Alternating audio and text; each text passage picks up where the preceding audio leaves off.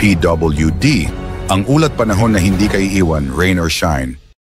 Magandang araw Pilipinas, narito na ang ating fresh weather update ngayong araw mula sa Pag-asa. Ngayong Miyerkules, Nobyembre 19, as of alas 3 ng umaga kanina, muling naglabas ng update ang Pag-asa kung saan nakikitang sabay-sabay kumikilos ang Intertropical Convergence Zone o ETCZ, ang shear line at ang northeast monsoon sa iba't ibang bahagi ng bansa. Ang ITCZ ay patuloy na umaapekto sa southern Mindanao habang ang shear line naman ay nakakaapekto sa silangang bahagi ng northern Luzon. Samantala, umiiral ang northeast monsoon sa nalalabing bahagi ng northern Luzon, kaya't ramdam pa rin ang malamig at mahangin na panahon sa ilang lugar. Sa Davao Region, Soxargen, Basilan, Sulu at Tawi-Tawi, asahan ang maulap na kalangitan na may kalat-kalat na pag-ulan at pagkidlat-pagkulog dulot ng ITCZ. May posibilidad ng flash floods o landslides, lalo na kung magtutuloy-tuloy ang katamtaman hanggang paminsan-minsang malakas na buhos ng ulan.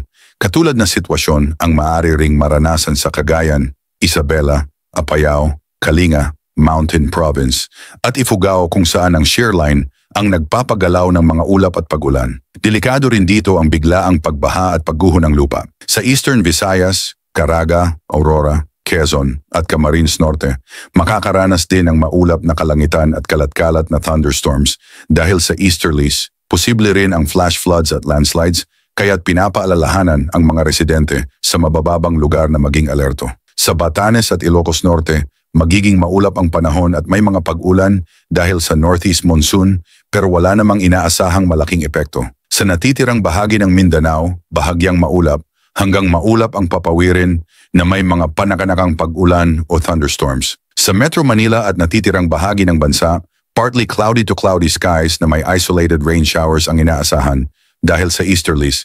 Posible pa rin ang flash floods o landslides kapag nagkaroon ng malalakas na thunderstorms. Para sa wind at coastal water conditions, importante itong bantayan, lalo na ng mga mangingisda. Sa Northern Luzon, magiging katamtaman hanggang malakas ang hangin mula sa Hilagang Silangan at dahil dito ay magiging katamtaman hanggang maalon ng karagatan, umaabot sa 1.5 hanggang 4.0 meters ang alon. Sa Mindanao, banayad hanggang katamtaman ang hangin mula northeast hanggang north at slight to moderate ang dagat mula 0.6 hanggang 2.5 meters. Sa nalalabing bahagi ng bansa, light to moderate ang hangin mula east to northeast at slight to moderate rin ang coastal waters na may taas alon na 0.6 hanggang 2.5 meters. Sa kabuuan, magkakaiba man ang pinagmumulan ng weather systems ngayong araw, iisa ang paalala. Manatiling maging maingat lalo na kung nasa lugar na madaling bahain o gumuho ang lupa at sundin ang mga anunsyo ng lokal na pamahalaan at Pag-asa para makaiwas sa panganib. Pasuyo ng like at subscribe bilang suporta sa ating channel PWD. Ang ulat panahon na hindi kaiiwan, rain or shine. Ingat Pilipinas!